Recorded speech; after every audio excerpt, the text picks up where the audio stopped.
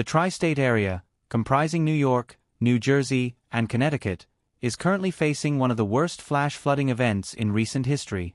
Overnight, relentless rainfall transformed peaceful neighborhoods into rivers, highways into lakes, and everyday routines into a desperate struggle for survival. Emergency begins without warning. What began as a light drizzle soon turned into a torrential downpour. Within just 3 to 4 hours, over 6 inches of rain fell across many parts of the region. Drainage systems were overwhelmed, and within minutes, streets were submerged, and vehicles were floating away. By morning, the situation had spiraled into a full-blown emergency. Sirens echoed through city streets, and alerts flooded phones across the region, warning residents to move to higher ground. Scenes of chaos and courage. In parts of Brooklyn, families climbed onto rooftops waiting for rescue boats. In Newark, dozens of residents were pulled from flooded basements as water gushed in faster than they could escape.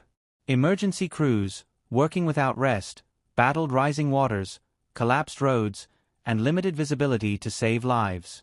In Connecticut, elderly residents in a nursing home had to be carried to safety on makeshift rafts made from doors and mattresses.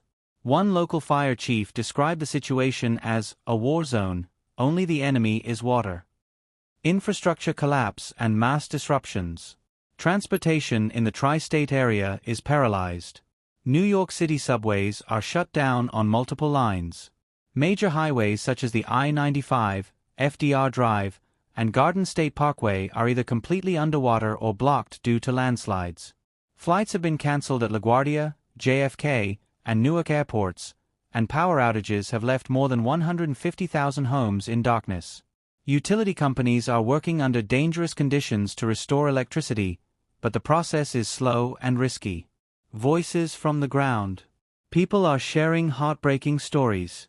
Maria Lopez, a mother of T. In Roselle Park, where they are also dealing with some flooding. Doesn't look as bad behind you as it did there with Sean, but clearly a very interesting and challenging night, Addie.